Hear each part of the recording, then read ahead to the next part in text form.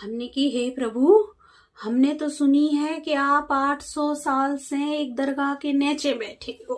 दोस्तों, अजमेर दरगाह को लेकर इस हिंदू बहन ने ऐसी बात कह दी जो दरगाह को मंदिर बताने वाले लोगों को बिल्कुल बर्दाश्त नहीं होगी। इस हिंदू बहन ने बताया कि मुझे ख्वाब में आकर भगवान का दीदार हुआ। मैंने सवाल किया कि आप तो 800 सालों से एक दरगाह के नीचे दबे हुए थे, तो आगे से इस हिंदू बहन को क्या जवाब मिला, इसका पूरा वीडियो हम आपको आगे दिखाएंगे कि जिसके मंदिर होने का अजमेर दरगाह के नीचे दावा किया जा रहा है, जिसके लिए इतना बड़ा बवाल खड़ा किया गया, वो जवाब में आकर इस हिंदू बहन से क्या कहते हैं। ये मेरे अल्फाज नहीं बल्कि खुद एक हिंदू बहन के अल्फाज हैं, जो कि इसके ज़रिए एक बहुत ही अहम बात समझाने की कोशिश की है कि जो भगवान जिसे इंडिया के नॉन मुस्लिम मानते हैं, कि जिसे अजमेर शरीफ के अंदर दबे होने का दावा किया जा रहा है, वो जब पत्थर का सीना चीर कर आ सकते हैं तो उन्हें मस्जिद और दरगाह के नीचे दबे हुए 800 साल कैसे हो गए। तो आगे इसको ख्वाब में क्या जवाब मिला, इस वीडियो में पूरा देखिए और जितना हो सके इसको दूसरों तक पहुंचाइए। कल रात में स्वयं शिवजी भगवान हमारे स्वप्न में आ गए। हम तो देख नहीं बोले, हे प्रभु हर हर महादेव, हे सर्वशक्तिमान, पूरे देश में आपकी ढुलाई चल रही है।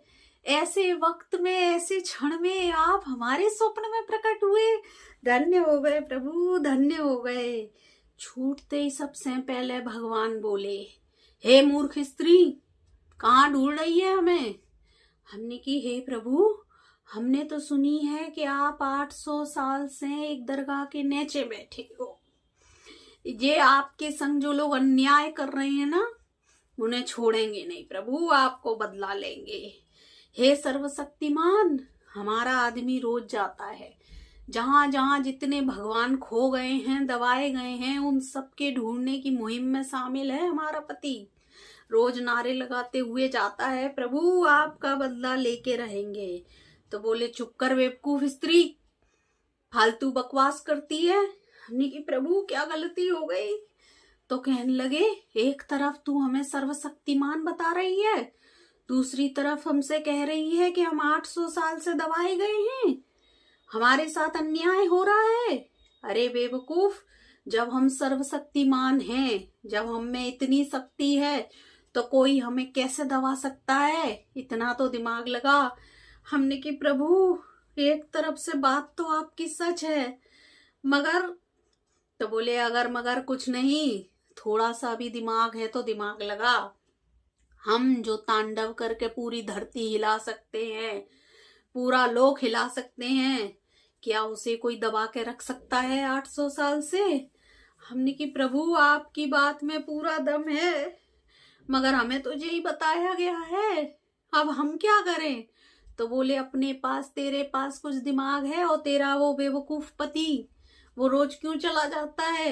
हमने कि प्रभु हम तो इसे धर्म का काम समझ रहे हैं।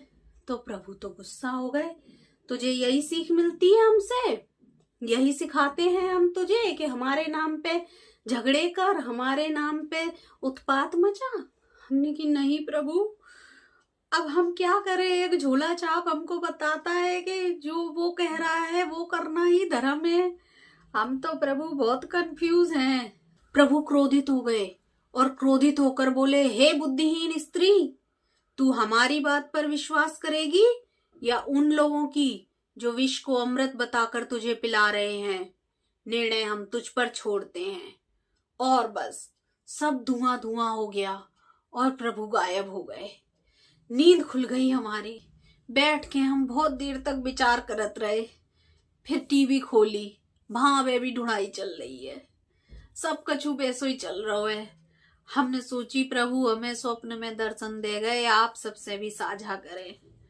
अब हम सबको मिलके सोचने हैं कि प्रभु की बात पे विश्वास करें कि इन झोला छाप लोगन की बात पे। सोच लो क्या करने हैं, फिर बाकी आगे की देखो ना। प्रभु तो जो कह गए सो हमने आपको बता दी।